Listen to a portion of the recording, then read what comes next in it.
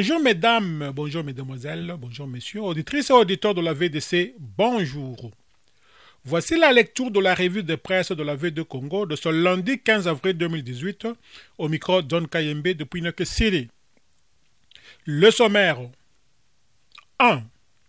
2 soldats rwandais armés avec du matériel de transmission et de communication arrêtés près de l'aéroport de Goma.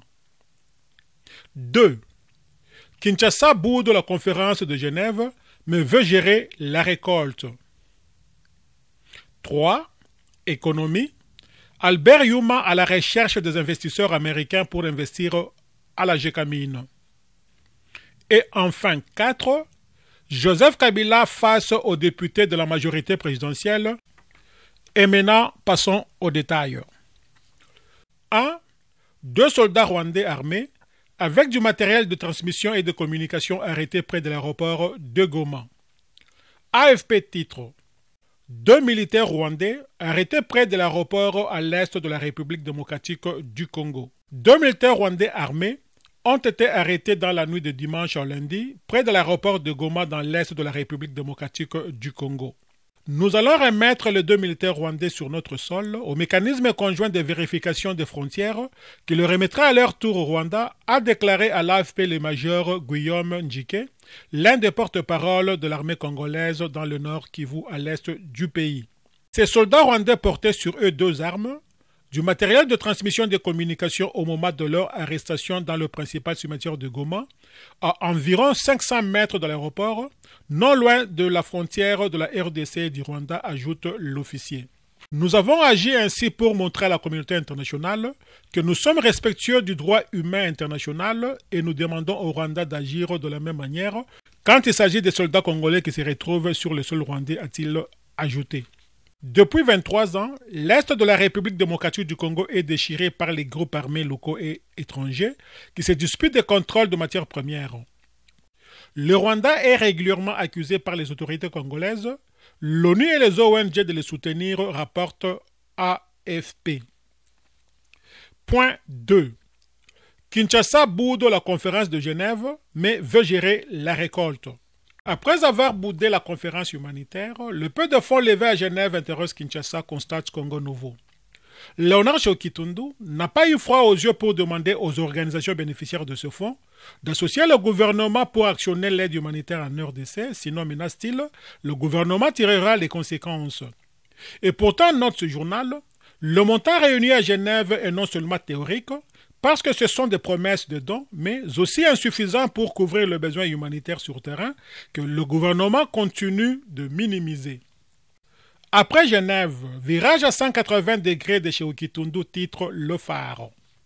Le ministre congolais des Affaires étrangères, Léonard Chokitundu, chaud partisan de boycott de la conférence de Genève sur la situation humanitaire en RDC, rappelle le journal, ne s'attendait sans doute pas à un signal fort des donateurs internationaux.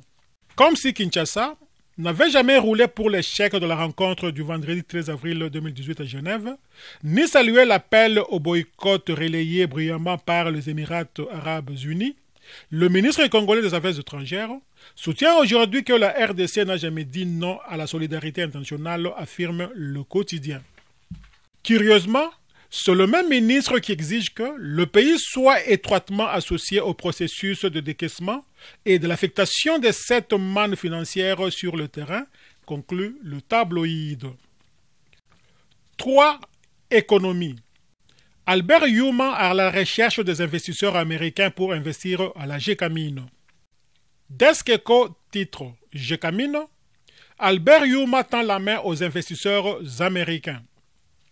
Albert Yuma Moulimbi, président du conseil d'administration de la Gécamine et président de la Fédération des entreprises du Congo, FEC en sigle, était le vendredi 13 avril à Washington, à l'Atlantic Council, think tank américain, spécialisé dans les relations internationales. Albert Yuma a appelé les Américains à investir dans les mines en RDC et plus particulièrement à la Gécamine. En ce qui nous concerne, dit Albert Yuma, je parle principalement de Gécamine. Il serait intéressant d'envisager des partenariats avec des entreprises américaines.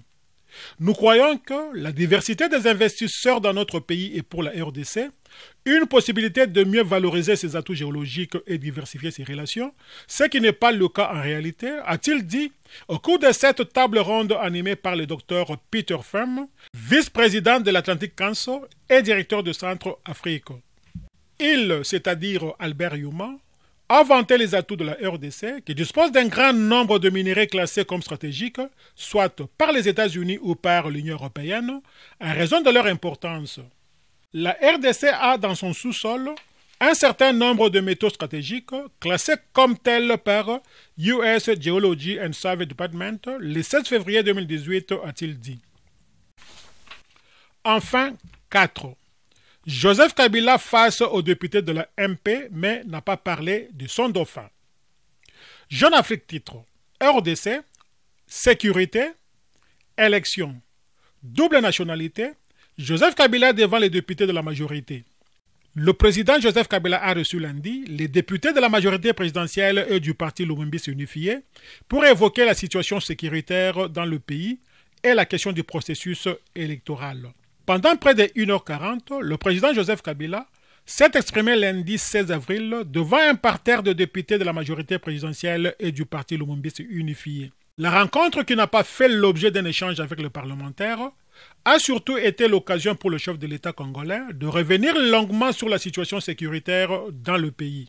Il est apparu assez marqué, notamment au moment d'évoquer les pertes humaines lors des opérations militaires précises à Jeune Afrique. Le député Patrick Mouyaya, membre du PALU, est présent lors de la rencontre. Sur les 4 provinces présentant des troubles à ses yeux, Joseph Kabila s'est particulièrement attardé sur le cas du Nord Kivu, où les tribus veulent chacune leur milice pour se défendre. En revanche, le président congolais ne s'est pas fait pencher sur les questions relatives au processus électoral.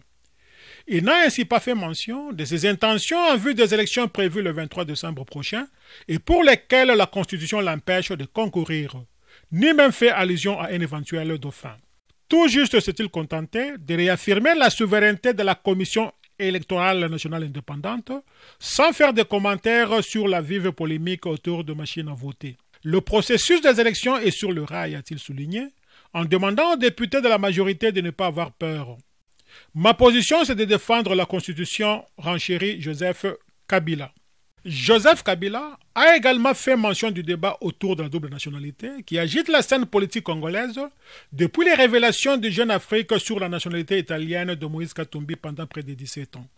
Ma position, c'est de défendre la Constitution, a-t-il déclaré, en référence de l'article 10 qui dispose que la nationalité congolaise est une et exclusive.